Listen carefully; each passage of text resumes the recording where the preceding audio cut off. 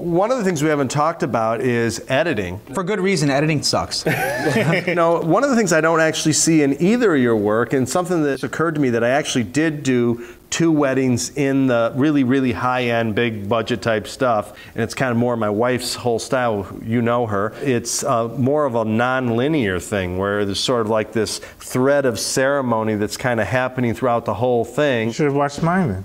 So you're doing a non-linear thing. Well, that's how we usually edit ours. Well, like, I mean, I would say that almost everything of ours. Yeah, his is like that too. Okay, well, I've only seen your same day stuff, which is tends to be more linear. Wow. Yeah. It's pretty non-linear. No, it's all non-linear. I mean, no, even the same day edits are. I think, really? I mean, you're watching a lot of stuff and a lot of weddings. Okay. So, you know, but yeah, we definitely. I'm watching trailers really. Very non-linear, and I mean, we really try and be very sophisticated in it and find really unique ways to go from one storyline to the other. I'm very interested to see where Patrick can take, you know, the style. Have you ever considered in media res, doing something where you just drop right in and you have no idea what's going on and where you are, and then you come back and you reveal and you come back to that point? No, I haven't. There you go. Sounds interesting. Go for it. Yeah. I'm also interested to see how Patrick would fare as a DP. I think that would be on perhaps a concept wedding fusion film. As an actual DP with a DP role. And someone else is directing? Oh, so you mean it's the behind the scenes. Now, are you actually doing weddings where you're making the wedding and then you're shooting the wedding, and it's like this production here, and there's a behind the scenes crew shooting you shooting the wedding? Perhaps, Steve. Perhaps. The thing is, I'll do it with you, but it can't be in California. We go to California a lot. Well, but the reason so it's got to be somewhere else. Is because you say that you're like part of the wedding at that point. The memory is of like the production. Like they could care less about the wedding. Right. It's like there's cranes going, and it was like the whole filmmaking. It's like people have showed up. You know what's interesting? We had this conversation at NAB. Like videographers have something to apologize for. We got to go hide in the corner. Unobtrusive is a marketing thing that people put on their websites. I'm unobtrusive. I won't get in your face. And it's interesting what we do, we're actually told to come front and center.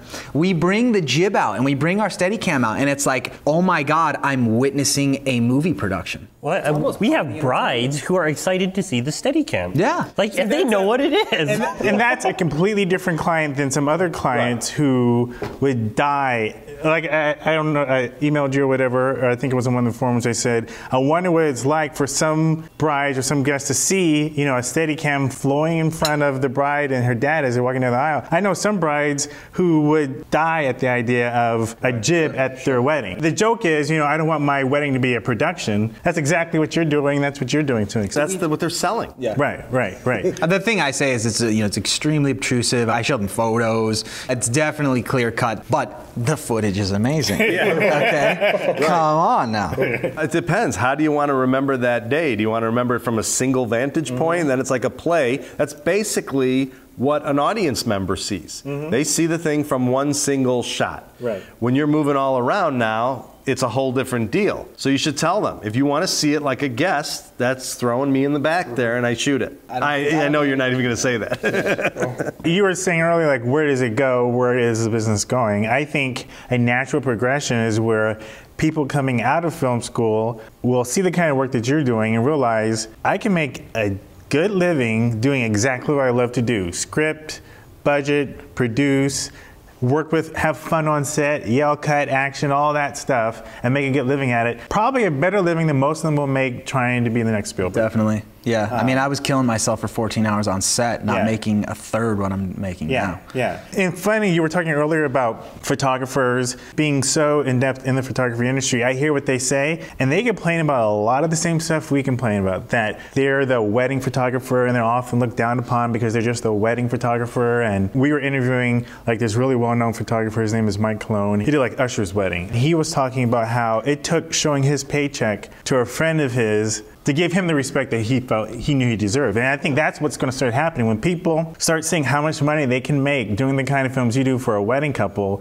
being flown to India, Hong Kong, and all these different places to shoot a wedding, and you get to do all the stuff you love to do.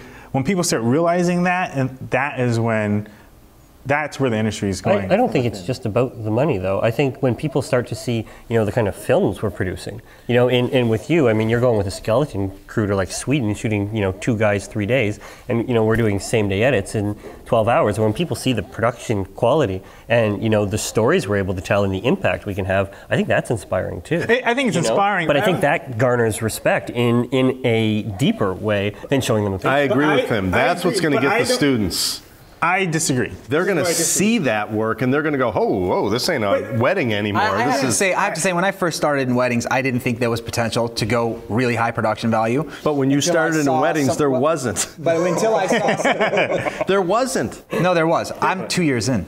All right, but I mean, literally, even then, 2 years ago, is a big difference between what's going on today. There have been other videographers who have put a lot of production value, maybe not to the skill level he has, but who have put in production values on the wedding day and things like that that have gone way above and beyond. I mean, he's just such a talented guy. He created a new industry in a way. You might have created a new industry. We'll have to see how this takes off. I don't know about this responsibility, Steve. I mean, and you too, with your whole same day stuff. Think about it. You have now a business market that was never there before, which is a video that plays at the wedding. Wait a minute. When you did their concept wedding, you also did their wedding. That's correct. Okay, so you created a new video that was never ever made, let's just say 2 years ago. There have been productions that have been put on. There's a very big industry where they do movie spoofs and TV spoofs. I think what we're doing that is different is it's an original production.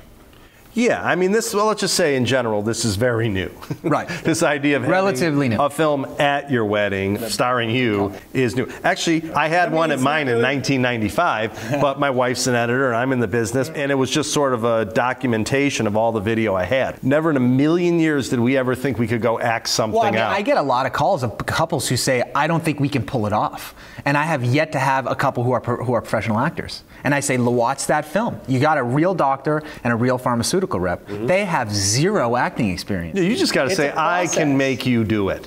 Well, it takes a lot of work and commitment on their part. It does. I mean, I don't want to cheapen that. Well, no, you got to say, if you're willing to put the time in, I'm a director. I'm going to get that performance out of you. That's my job. I'm curious and interested to see where the next step is and how far we can take it. Where does this go from here? I don't want to just stop with these separate concept productions that show at the wedding. No, it seems like both of you are raising Bring them together.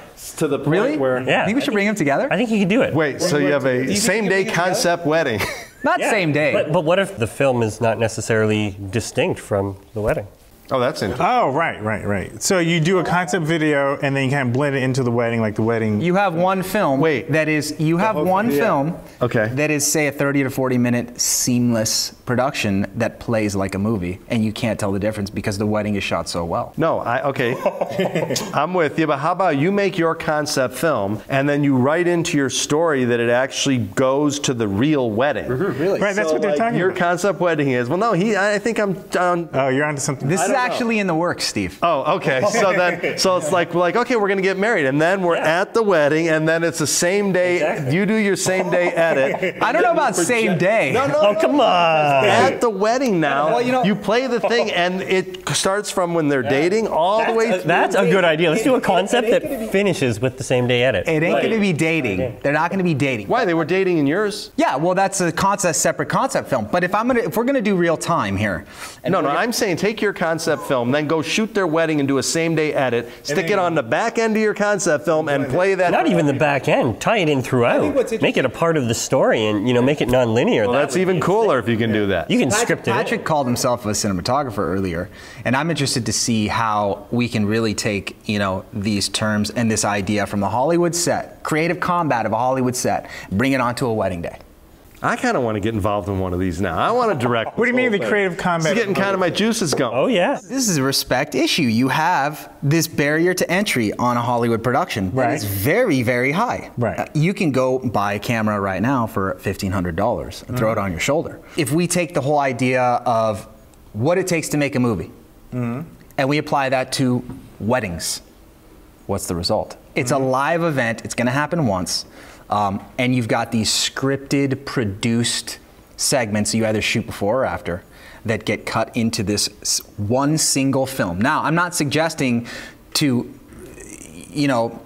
be inauthentic, because I think that they are hiring us to a certain degree to document their event. It's the happiest day of their life. There's more than enough on a wedding day that you can pick up on and tie in. That part I get on the wedding day, but you're not documenting anything in what you're doing. No, I mean in the concept. Right. Correct. But making them the same thing, making them combined. But see, that's real time now. So what he's doing is acting out the past. Yeah. Right. I mean, okay, so let's go back. What to if we could do both at the my same time? wedding? I had footage of my whole little dating process.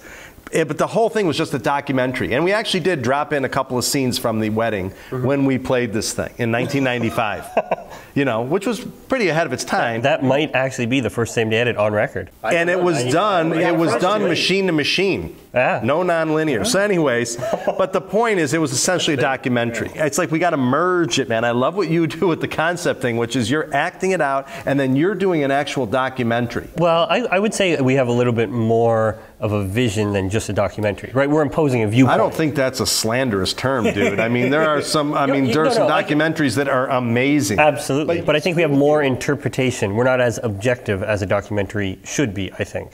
Maybe I'm wrong. Michael Moore is not documenting. Yeah, that's what I was just going to say. It's not 60 minutes. I'm sorry. I didn't mean Patrick's interpreting. You're establishing a point of view and you're interpreting, so it's definitely not documentary. I disagree. I mean, how is it not a documentary? Okay, if you want to enter it in a film festival, and what about the definition, like the dictionary definition. I love this. We got 2 conversations going on. This is the first time. I love it. Just come on. You get like 8 episodes here. Argument that you make a single edit.